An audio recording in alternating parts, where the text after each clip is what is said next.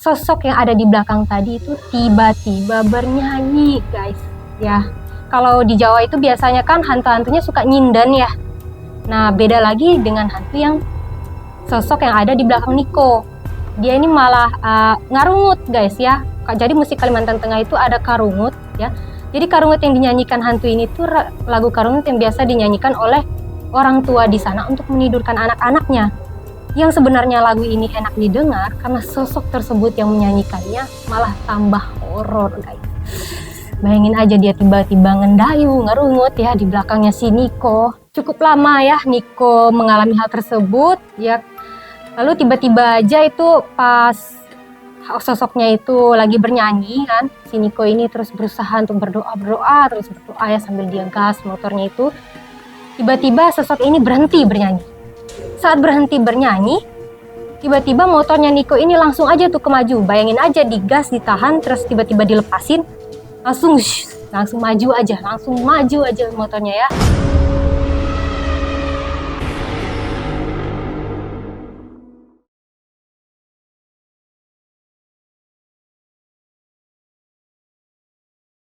Halo guys, kembali lagi di Misteri 21 bersama saya Lisa. Kali ini kita akan membahas cerita-cerita horor terkait pengalaman-pengalaman yang pernah dialami. Oke, saya yakin teman-teman semua pasti pernah mengalami hal-hal mistis, entah itu di rumah, di asrama, di kosan, atau dimanapun teman-teman berada. So, jadi hari ini kita mau bahas cerita horor versi Misteri 21. Jadi kali ini ceritanya itu dialami langsung oleh teman saya, kita sebut saja namanya Niko. Nah, jadi teman saya Niko ini orang Kalimantan Tengah. Nah, pada waktu itu dia diundang oleh salah seorang temannya untuk datang ke pesta nikahan temannya. Nah, jadi pada waktu itu jarak dari kampungnya Niko ke kampung temannya itu lumayan jauh ya. Kalau misalnya pakai motor itu sekitar 4-5 jam.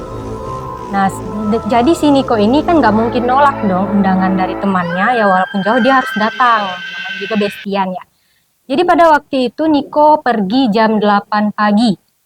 Nah, sampainya di sana, Niko ini ikutlah ya pesta-pesta, ikut makan-makan, ngucapin ucapan selamat ya bro, ya udah nikah, nanti saya nyusul gitu ya.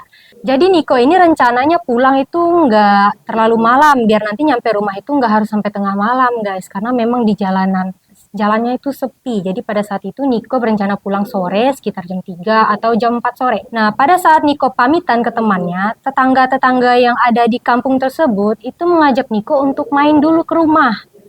Yuk nak Niko main dulu ke rumah gitu kan. Bu saya mau pulang nanti takut tengah malam saya nyampe ke rumah. Gak apa-apa main aja dulu gitu kan kata tetangganya. Nah, jadi Niko ini karena baru ke kampung itu dan tidak enak untuk menolak ajakan dari tetangga, ya terpaksalah dia ikut ke rumah tetangga tersebut ya. Jadi di sana Niko disuguhi makanan, disuguhi minuman, mereka ngobrol-ngobrol. Karena keasikan ngobrol, Niko ini sampai lupa waktu, sampai waktu itu hari itu udah mulai gelap.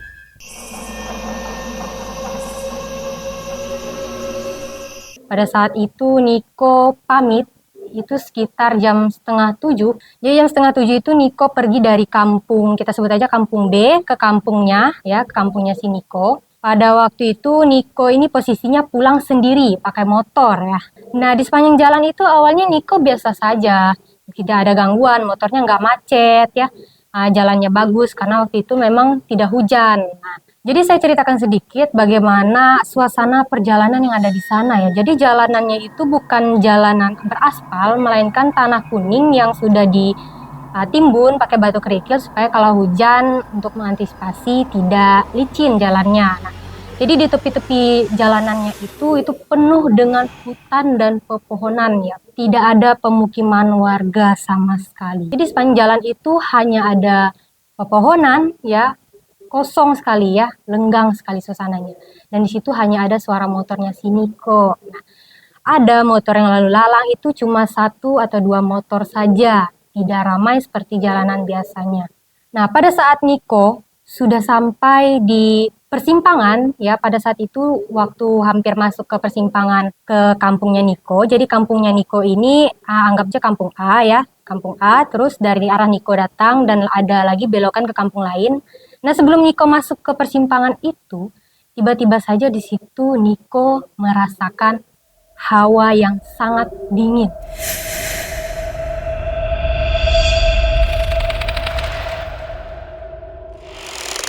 Dingin sekali. Nah, selain dingin, anehnya Niko itu ngerasa pengap. Padahal ya kebanyakan orang kalau pengap itu panas, tapi ini beda yang dialami sama Niko. Niko itu ngerasa dingin, panas, pengap ya, maaf, pengap bukan panas ya, dingin, pengap. Jadi ya, kok dingin sekali, kenapa bisa pengap gitu ya. Tapi si Niko ini berusaha berpikir positif, ya dia menganggap mungkin karena udah tengah malam jadi ya wajar saja dingin kan. Pada saat Niko terus saja menjalankan motornya, pada saat masuk ke persimpangan ke kampungnya si Niko, pada saat Niko mau melewati rumah sesajen yang ada di sana, jadi rumah itu tempat warga di sana untuk memberikan persembahan ke penunggu yang ada di persimpangan itu. Nah, pada saat Niko hendak melewati itu, tiba-tiba saja motornya si Niko ini tidak bisa jalan.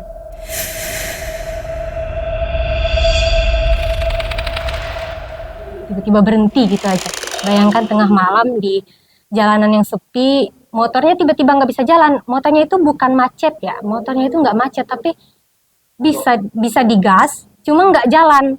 Jadi digas, jadi Niko ini berusaha ngegas, motornya ngegas, terus gas, tapi sesenti pun motornya itu tidak bisa gerak.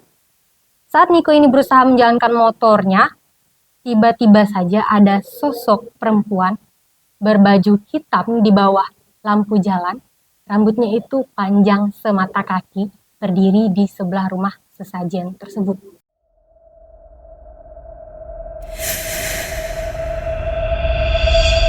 Sontak Niko kaget dong. Kalau kita di posisi Niko pasti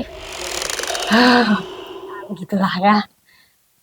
Jadi si Niko ini yang udah panik karena motornya nggak bisa jalan, makin panik lah dia karena ada sosok tersebut berdiri di bawah lampu jalan itu. Si Niko yang udah panik, udah pasrah karena motornya nggak bisa jalan, ya hanya bisa berdoa ya. Sambil dia gas-gas terus motornya ya, walaupun motornya nggak bisa jalan. Masih tegang-tegangnya suasana tersebut. Tiba-tiba sosok yang berdiri di bawah lampu jalan tadi berpindah ke belakangnya Niko. Dia berdiri di tepi jalan aja udah panik. Apalagi kalau pindah langsung duduk ikut di motornya Niko. Sontak Niko itu semakin panik ya. Nah Niko ini karena panik, dia itu mau noleh ke belakang. Tapi pada saat dia hendak menoleh ke belakang, jangankan menggerakkan kepalanya langsung menoleh gitu ya. Untuk menggerakkan sedikit saja dia tidak bisa. Jadi tangannya itu tiba-tiba aja nyangkut ya. Jadi motornya itu ngegas terus. Tapi tangannya ini nggak gerak. Terus kepalanya juga nggak bisa noleh. Jadi badannya itu seolah-olah langsung kaku di tempat. Jadi motornya itu ngegas sendiri, badannya itu tiba-tiba kaku saja pada saat sosok tersebut berada di belakangnya Niko. Enggak gerak, motornya hidup, tapi memang nggak gerak sama sekali. Jadi walaupun dia ngegas, motornya itu tetap ngegas di tempat kayak ditahan orang. Nah, jadi itu yang dialami Niko pada malam itu. Niko yang udah benar-benar pasrah, dia hanya bisa berdoa. Dia berdoa terus dalam hati dia, yang bisa bergerak itu hanya bola matanya saja yang bisa lirik kiri kanan, tapi anggota tubuhnya lain itu tidak bisa digerakkan. Lagi panik-paniknya si Niko, sosok yang ada di belakang tadi itu tiba-tiba bernyanyi, guys. Ya, kalau di Jawa itu biasanya kan hantu-hantunya suka nyindan ya. Nah, beda lagi dengan hantu yang sosok yang ada di belakang Niko. Dia ini malah ngarungut, guys ya. Jadi musik Kalimantan Tengah itu ada karungut ya. Jadi karungut yang dinyanyikan hantu ini tuh lagu karungut yang biasa dinyanyikan oleh orang tua di sana untuk menidurkan anak-anaknya. Yang sebenarnya lagu ini enak didengar karena sosok tersebut yang menyanyikannya malah tambah horor. Bayangin aja dia tiba-tiba ngendayu, ngerungut ya di belakangnya si Niko. Gimana? Bayangin aja suasananya di sana ya guys. Cukup lama ya Niko mengalami hal tersebut ya. Lalu tiba-tiba aja itu pas sosoknya itu lagi bernyanyi kan, si Niko ini terus berusaha untuk berdoa terus berdoa ya sambil dia gas motornya itu. Tiba-tiba sosok ini berhenti bernyanyi. Saat berhenti bernyanyi, tiba-tiba motornya Niko ini langsung aja tuh kemaju. Bayangin aja digas, ditahan, terus tiba-tiba dilepasin, langsung maju aja motornya ya. Jadi Niko ini yang panik, untungnya dia itu nggak jatuh ya guys ya. Dia bisa menetralkan gasnya, perasaan lega ya, perasaan takut itu campur aduk teman-teman. Dan akhirnya pada pukul 3 subuh ya, sekitar jam 3 subuh dia sampai ke kampung dengan selamat. Dengan keadaan yang pucat, dengan keadaan yang bergetar juga ya. Tidak lama pagi itu sekitar jam 6 atau jam 7 itu suhu badannya Niko itu tiba-tiba meningkat. Jadi karena kejadian tersebut Niko sampai demam ya. Nah selain demam itu Niko sampai nggak bisa ngomong karena memang tenggorokannya itu sakit. Ya buat nelan itu sakit, buat ngomong itu sakit. Jadi pada waktu itu orang tuanya langsung saja membawa Niko ke rumah sakit, ya di mana jarak dari kampung ke kota untuk ke rumah sakit itu jauh. Nah pada saat udah dibawa berobat, katakan bahwa Niko ini hanya mengalami demam biasa, akhirnya dibawa pulang. Sudah seminggu dibawa pulang, Niko ini tidak kunjung sembuh. Nah pada akhirnya dibawalah dia ke paranormal yang ada di kampung tersebut. Pada saat dipantau, ternyata Niko ini masih diikuti oleh sosok yang ada di persimpangan tersebut. Karena si Niko ini juga belum sempat menceritakan apa yang terjadi karena tenggorokannya itu tiba-tiba sakit dan tidak bisa berbicara, ya akhirnya orang tuanya ini terkejut, ya kok bisa dia diikutin sosok tersebut gitu kan. Nah jadi pada waktu itu karena melihat, ya karena sudah tahu bahwa Niko ini sakit karena diikuti oleh sosok tersebut, akhirnya mereka mengadakan ritual pengusiran roh jahat ya dari si Niko tersebut. Nah pada saat sudah dilakukan ritual, ya 3 hari kemudian Niko keadaannya mulai membaik. Jadi pada saat itu Niko menceritakan pengalaman dia selama di persimpangan, selama dia bertemu dengan sosok tersebut. Nah jadi karena kejadian yang menimpa Niko ini, keesokan harinya warga di kampung itu beramai-ramai pergi ke simpang tersebut untuk memberikan persembahan ke penunggu yang ada di persimpangan itu. Karena mereka beranggapan bahwa penunggu tersebut menuntut untuk mendapat persembahan ya, karena waktu itu memang posisinya kampungnya Niko ini udah jarang kasih persembahan ke persimpangan tersebut. Nah, untuk mengantisipasi supaya tidak terjadi lagi hal yang sama seperti yang dialami Niko, mereka pun mengadakan acara pemberian persembahan untuk penunggu di persimpangan tersebut. Wah, gimana ya teman-teman? Seru kan? Ya. Saya yakin kalau misalnya teman-teman berada di posisi Niko, itu udah nggak kebayang lagi sih takutnya gimana ya. Jalan sendiri tengah malam, ketemu dengan sosok menyeramkan lagi. Semoga kita selalu dilindungi ya teman-teman. Oke guys, jadi sekian cerita horor kita hari ini. Jadi saya yakin teman-teman semua pasti pernah ngalamin hal-hal mistis atau hal-hal horor seperti yang dialami oleh Niko, atau ada cerita horor yang lebih seram lagi dari cerita yang saya sampaikan. Bagi teman-teman yang punya pengalaman horor atau cerita horor yang lebih seru lagi, lebih menyeramkan, yang mau teman-teman bagikan, boleh kirim di email yang ada di deskripsi video kita kali ini, supaya kita bisa ceritakan ke teman-temannya yang lain.